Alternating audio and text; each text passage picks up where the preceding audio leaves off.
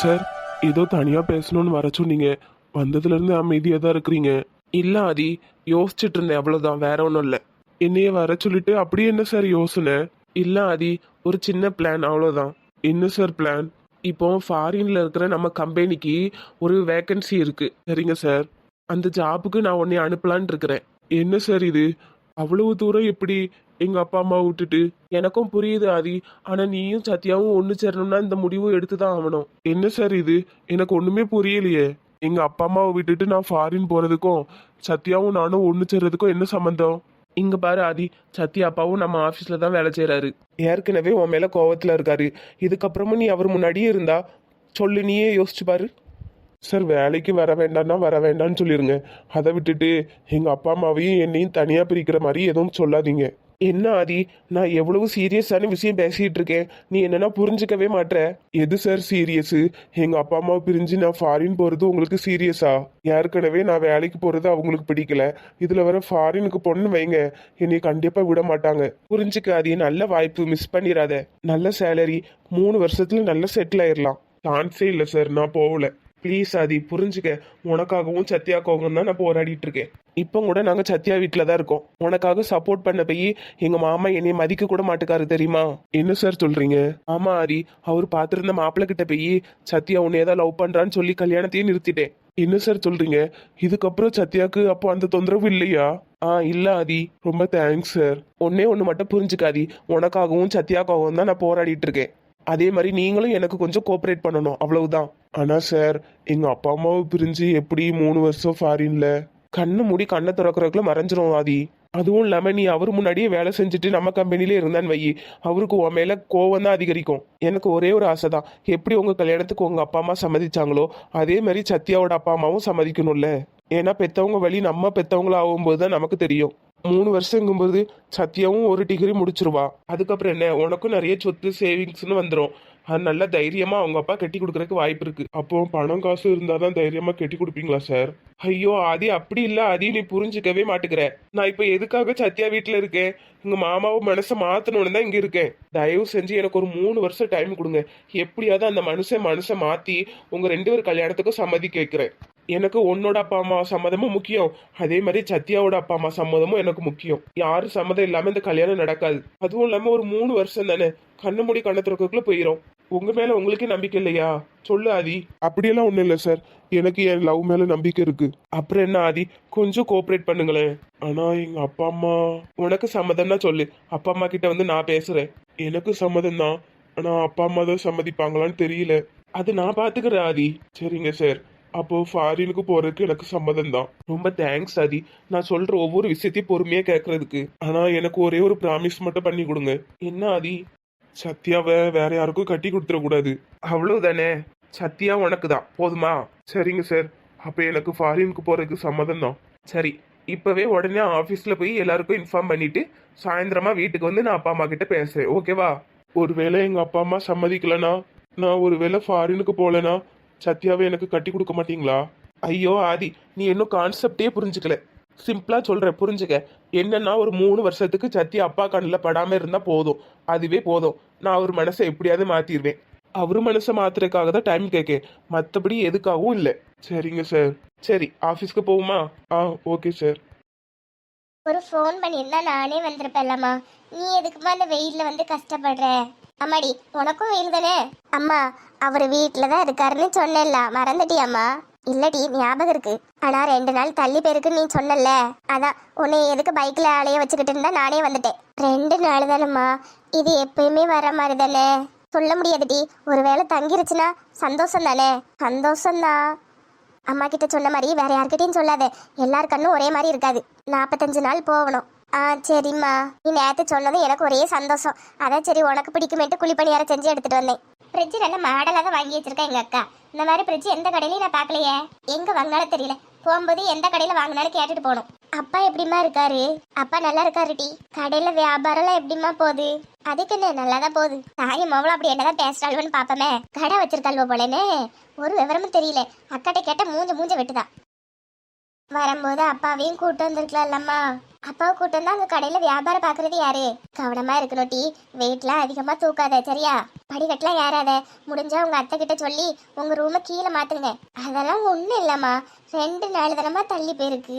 நீ ரொம்ப கற்பனை பண்ணாத. இப்ப இல்லாட்டினாலும் எப்பயாவது வந்து விரட்டி ஆகணும். அதுக்காக தான், முன்னெச்சரிக்கை தான். சரி கையை காட்டு. எதுக்குமா? பனியாரை எடுத்து சாப்பிடுட்டி. நெய்யில நிறைய ஊத்திருப்ப போலயே. ஆமா ஆமா. என்ன குழவு குழவியால்வு? 4 தள்ளி போயிருக்குங்க, படிக்கட்டி ஏறாதங்க, வெயிட்டு தூக்காதங்க. ஓ ஏன்ட்ட ஒன்றும் சொல்லலையே. ஆ என்னாச்சுமா? ஒன்றும் இல்லைம்மா. நீயே எடுத்து ஊட்டி விடுறியா? நான் ஊட்டி விடணுமா? கையில் என்னாச்சு காட்டு. ஒன்றும் இல்லைம்மா. காட்டுடி கையை. என்னட்டி இது? கையை இப்படி புண்ணா இருக்கு? அம்மி அரைச்சா அப்படிதான் இருக்கும். இந்த காய் எப்படி வந்துச்சு? அதெல்லாம் ஒன்றும் இல்லைம்மா, சின்ன காயம்தான், ஆறிரும் விடு. எப்படி வந்துச்சுன்னு கேட்டேன். சொல்ல முடியுமா முடியாதா? இல்லைம்மா, அம்மியில் துவையல் அரைச்சனா, அதுதான் புதுசாக அம்மியை பிடிச்ச உடனே கையெல்லாம் பொத்துருச்சு. என்னது அம்மியில் துவையல் அரைச்சியா? ஏட்டி உனக்கு என்ன பைத்தியமா பிடிச்சிருக்கு? இவ்வளோ பெரிய வீட்டில் மிக்சியுமா இல்லை? இல்லைம்மா, எனக்கு தான் அம்மியில் அரைக்கிற துவையல் சாப்பிடணும் போல இருந்து, அதனால தான் அரைச்சேன். பைத்தியக்காரி பைத்தியக்காரி, உனக்கு ஏதாவது சாப்பிடணும் போல இருந்தா அங்கே வர வேண்டியதானே? என்னடா இது, துவையல் நமக்கு அரைச்சி கொடுத்தா அவ அம்மா காரிட்ட எதுக்கு பொய்ய சொல்றா? பாவம், நீயே ரொம்ப கஷ்டப்படுவல்லாமா, அதான் நானே அரைச்சி சாப்பிட்டுக்கிட்டேன். என்னம்மா இது, வீட்டில் காப்பி குடிச்ச கிளாஸை கூட நீ எடுக்க மாட்டேன், ஆனால் இங்கே வந்து இவ்வளோ கஷ்டப்படுற. ஏதாவது சாப்பிடணும் போல இருந்தனா அம்மா கிட்ட சொல்லுமா, அம்மா செஞ்சு எடுத்துட்டு வரேன். மீனாட்சி அம்மா ரொம்ப தங்கமானவில, நீ அவிய கிட்ட சொல்லியிருந்தா கூட அவிய அரைச்சி கொடுத்துருப்பாவளே. பாவம்மா, அவங்களுக்கே ஏற்கனவே முட்டி வலி, எதுக்கு எல்லாரையும் கஷ்டப்படுத்திக்கிட்டு, அதாம்மா நானே அரைச்சிக்கிட்டேன். இதுக்காட்டி உன்னை இப்படி வளர்த்தேன். இனிமே ஏதாவது சாப்பிடும் போல இருந்தனா தயவு செஞ்சு அம்மா கிட்ட சொல்லிட்டி. சரிப்பா. பரவாயில்ல பரவாயில்ல, நமக்காக தான் துவையல் அரைச்சி கை புண்ணாச்சுன்னு அவங்க தாயிட்ட சொல்லலை. அதனால இந்த பிள்ளைக்கு 100க்கு 10 மார்க்கு, இன்னும் மீதி 90 மார்க் இருக்கு. அந்த 90 மார்க் எடுத்தாதான் இந்த பிள்ளைய நான் மருமவளை ஏற்றுக்கிடுவேன். பார்ப்போம். என் கையை விடுமா, நீ ஆசையா செஞ்சு எடுத்துட்டு வந்திருக்க, ஊட்டி விடுமா. பார்த்து வேலை பாருடி. இதை பாக்குறதுக்கா நான் அங்கிருந்து வந்தேன் சொல்லு. கையை பாரு எப்படி பொத்து போய் இருக்குன்னு. ஆமா, காலையில எல்லாம் எப்படி சாப்பிட்ட? அவரு ஊட்டி விட்டாருமா. சரி, அப்ப இதுவும் ஒரு விதத்துல நல்லதுதான். 2 பேரும் அந்யோன்யமா இருங்க. போமா நீ வேற. அப்பா வாப்பா, மருமக எப்படி இருக்கா? நல்லா இருக்காப்பா. என்னையா திடீர்னு ஆஃபீஸ்க்கு வரேன்னு சொன்னேன்? ஆமாப்பா, அதான் விஸ்வா அங்கிள் கம்பெனியில் வேலை செய்யறதுக்கு ஒரு எம்ப்ளாயி அனுப்பணும்ல. ஆமாப்பா, நானே யோசிச்சு பார்த்துட்டேன், யாரை தான் அனுப்புறதுனே தெரியல. பொண்ணுங்கெல்லாம் வேண்டாப்பா, அப்பா அம்மாவை பிரிஞ்சு அனுப்புறது ரொம்ப தப்பு. அதனால அவங்க இங்கேயும் இருக்கட்டும், அவங்கக்கிட்ட இந்த விஷயத்த சொல்ல வேண்டாம். அதுவும் இல்லாமல் தான் பொண்ணுங்களை வெளியூருக்கு அனுப்புறதுக்கு எந்த அப்பா அம்மாவும் சம்மதிக்க மாட்டாங்க. அதனால பொண்ணுங்கெல்லாம் வேண்டாம். சரிப்பா. அப்பா, நான் ஒரு ஆள் யோசிச்சு வச்சிருக்கேன், சொல்லவா? யாருப்பா? ஆதிப்பா. ஆதியா? இப்போ நியூயா ஜாயின் பண்ணானே அந்த எம்ப்ளாயி தானே? ஆமாப்பா, அந்த பையன் தான்ப்பா. அந்த பையன் ஜாயின் பண்ணி 1 மந்த் தானப்பா ஆகுது. அந்த பையனை எப்படி அனுப்ப முடியும்? ப்ளீஸ்ப்பா, இல்லை நம்ம ஃபேமிலிக்காக தான். ஃபேமிலிக்காகவா?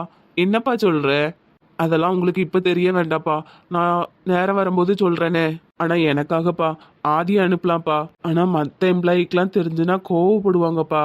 ஏன்னா அவங்களுக்குலாம் எக்ஸ்பீரியன்ஸ் இருக்குல்ல. நம்ம யாருக்கிட்டையும் இப்படி ஒரு ஆப்பர்ச்சுனிட்டி வந்ததை சொல்ல வேண்டாப்பா. என்னப்பா சொல்ற? அது ரொம்ப தப்பு. தப்புலாம் இல்லைப்பா, நம்ம இஷ்டம்தான். நம்ம கம்பெனியை பொறுத்த வரைக்கும் அங்கே போய் ஒர்க் பண்ணுறவங்க நமக்கு தான் பெருமையை சேர்த்து தருவாங்க. அதனால நம்ம யார் அனுப்பணும்னு நம்ம இஷ்டம் தானே. எல்லாம் சரிதான்ப்பா, இருந்தாலும் ஒரு ட்ரைனிங் பையனை எப்படி?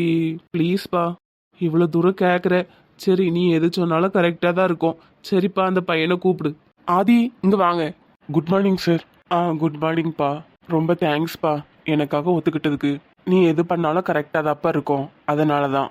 இங்கே பாருப்பா ஆதி, ஃபாரினுக்கு போகிறதுக்கு உனக்கு சம்மதம் தானே? சம்மதம் தான் சார். ஏதாவது ஃபெஸ்டிவல் லீவுன்னா மட்டும்தான் உனக்கு லீவு. மற்றபடி நீ 3 வருஷம் அங்கே தான் இருக்கிற மாதிரி இருக்கும். அதுக்கப்புறம் சார்? அதுக்கப்புறம் உன்னோட விருப்பம்ப்பா.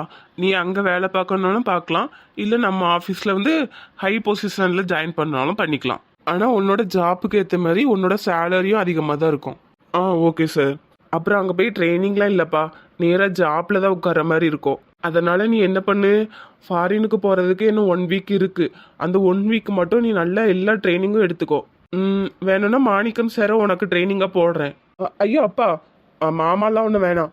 ஏன்ப்பா, மாணிக்கம் நம்ம ஆஃபீஸில் 20 வருஷமாக வேலை பார்க்குறாரு, அவருக்கு தெரியாததா? இல்லைப்பா, ஆதிக்கு எல்லா ட்ரைனிங்குமே நான் கொடுக்குறேன். சரிப்பா. 1 வீக் இருக்குப்பா. நீ எல்லா ட்ரைனிங்குமே சிவா சார்கிட்ட எடுத்துக்கோ. ஆ சரிங்க சார். அப்புறம் 2 டேஸ்ல எல்லா ஃபார்மாலிட்டிஸும் முடிக்கணும். அதனால வீட்டிலலாம் சொல்லிடு. ஆ சரிங்க சார். அவ்வளோதாப்பா.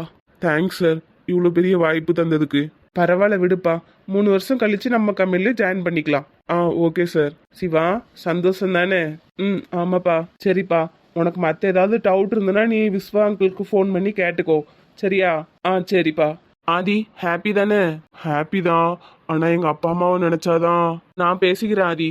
அப்பா சொன்னதை கவனிச்சல, 3 வருஷத்துக்கு அப்புறம் நீ நம்ம கம்பெனிலே ஜாயின் பண்ணிக்கலாம். ஃபாரின் போகணும்னு அவசியமே இல்லை. அதுவும் இல்லாமல் நீ இப்போ ஃபாரின் போயிட்டு வந்து நம்ம கம்பெனியில் ஜாயின் பண்ணனு வை. எல்லாத்தோட ஹைலைட் நீ தான். எல்லாம் ஓகே தான் சார், ஆனால் இன்னும் 2 நாள் தான் டைம் இருக்கு.